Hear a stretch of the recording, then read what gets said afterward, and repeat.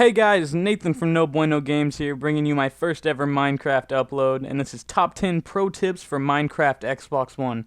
And I know this has been done probably about 10,000 times now, but I tried to find some more obscure, awesome facts that would help even the normal Minecraft players that have been playing for years. It starts off as 10 being the worst, 1 being the best. Stay around till the end, guys. Alright, starting off at number 10. Always, guys, have workbenches and furnaces scattered throughout your mine shaft. Now, this is going to save you a ton of time, because say you're mining deep in your mine and you run out of pickaxes. All your pickaxes break. You can just run to one of these mine setups you got. Like, I just have workbenches and furnaces next to each other all throughout my mine, so I don't have to run all the way back to my house to smell my ore and get a new pickaxe and keep mining deeper, because that's what you want to do whenever you mine. You just want to keep going. You don't want to have to stop and go all the way back home and grab any equipment like armor, swords, pickaxes, anything like that. And actually, in this video, I forgot to put the coal inside of the mine, and I turned around, started to go back up, and I was like, wait a minute, I'm not even using the tip I'm talking about. So I started mining some coal, and I used it to create a new helmet. And basically that's it, guys. Keep furnaces and workbenches in your mine scattered throughout. It's going to save you a ton of time in the long run. Alright, guys, number 9 on the list. A bucket of milk can cure any poison. Now, I know this is really random and doesn't come into play too often in the game, but say you ate some rotten flesh and you needed to cure your poison because you're afraid you're going to get killed by monsters in the night or something like that, and you have a bucket in your inventory. You could hit a cow with it, drink that milk, it's going to cure the poison, and you're going to regain some hearts. And it's actually pretty useful if you have the right setup. Like, it has to be pretty lucky for it to actually, like, be extremely helpful, but that's why it's number 9 on the list and not number 1. Let's go ahead and move on to number 8. Alright, guys, this one's pretty obvious, and it's kind of, like, mathematically obvious, but 8 furnaces is going to smelt things faster than 1 furnace on its own. That's just obvious in fact, but some people think it's ugly to have a bunch of furnaces, and I don't see what the problem with it is, because as you can see in the video I'm showing right now, I'm doing a stack of 32 ores in 1 furnace versus a stack of 32 split up into stacks of 4 in 8 furnaces, and that's honestly going to be like 8 times faster than the one on its own, and I don't see why you wouldn't do that. Just have a wall or a room dedicated to furnaces and just smelt all your ores and your glass in there, so you can have like tons of glass done in just a few minutes instead of waiting forever, because I know glass takes absolutely forever. And you can smelt all your ores in just like a few seconds while you're organizing your chests or something like that. You can be doing something for just a few minutes, and then you'll have 8 stacks of ores done instead of just 1 in the same amount of time. And I think this is really helpful. I mean, just why wouldn't you do it? It's saving time. It's going to save you countless minutes. And it's so cheap to make a furnace. It's just like 8 cobblestone. So there's really no reason why you wouldn't do this. This is just to help you out. Let's go ahead and move on to number 7. Alright, guys. Fact number 7 is how to create an infinite water source and how it could help you.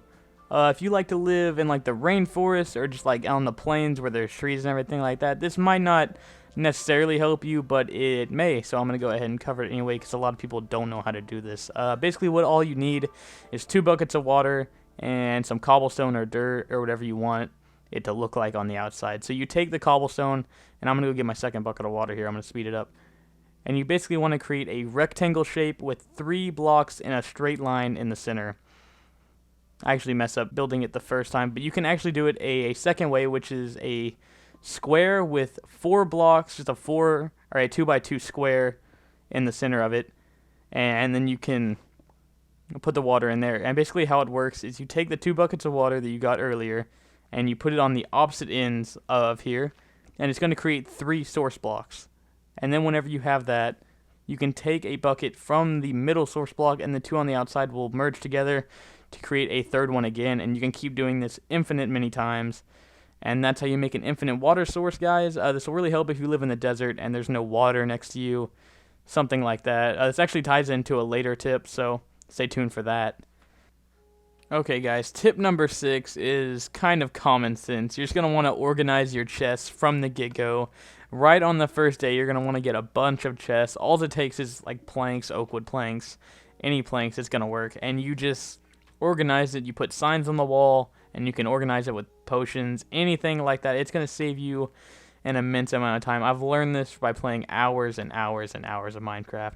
That's always important to organize your chests. It's going to save you time whenever you come back from a long mining trip, hunting trip, anything like that. You can just disperse all the items you obtained in your organized chests, and you can find them just as easily, and it's just going to help you out whenever you go out for a big build or a big trip or anything like that, and you know whatever you need is going to be right there.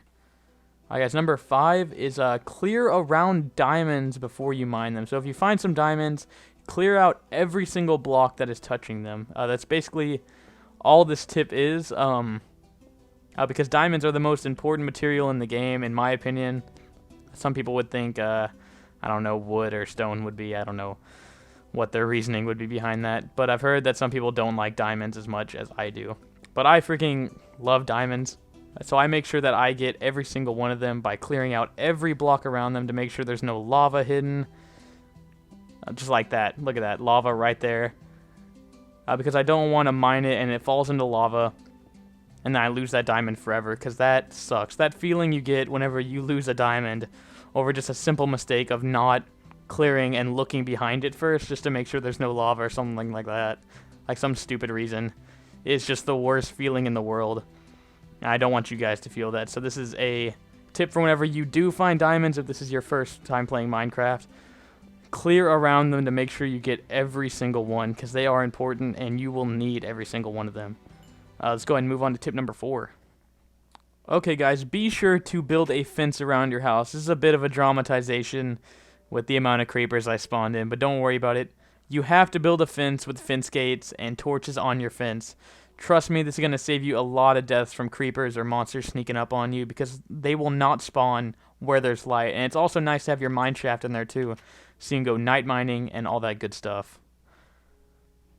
Okay, tip number 3, guys. I cannot stress the importance of this. I know it doesn't seem important, but trust me, whenever you go mining down below, you are going to need to bring a bucket of water. I don't know how many times I've come across lava lakes just like this, and I need that bucket of water to create a bunch of obsidian that I can walk on and get to some hanging down diamonds or iron or coal or anything like that. Trust me, guys, I know it seems really weird, but it will help you out a lot. I know it for a fact. I promise it will be worth your while if you just put that bucket of water in your inventory. Okay guys, this is the exact same as the last one. Always have some cobble in your hotbar, preferably next to your pickaxe, because as you're mining you might run into some lava that's going to flow into your mine shaft, and you need to place a block really quick or you're going to get consumed by lava, or your mine shaft's going to get flooded and you have to dig around it to block it up, and it's just going to be annoying. So what you're going to want to do is put a pickaxe in your hotbar.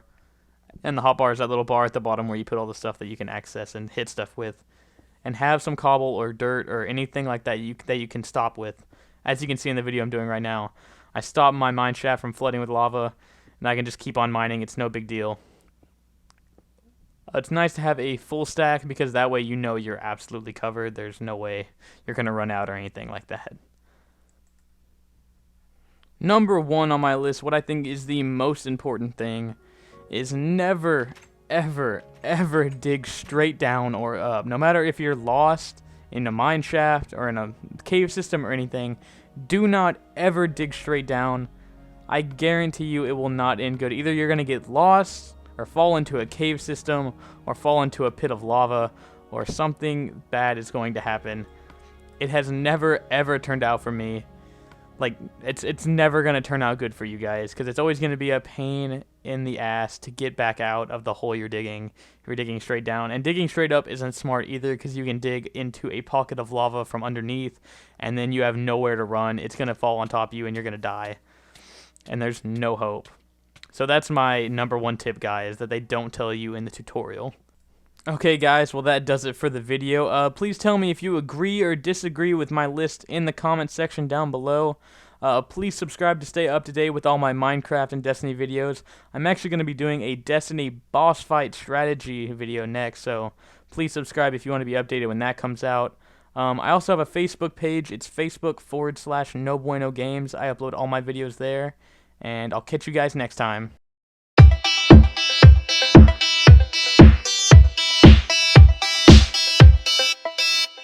jump.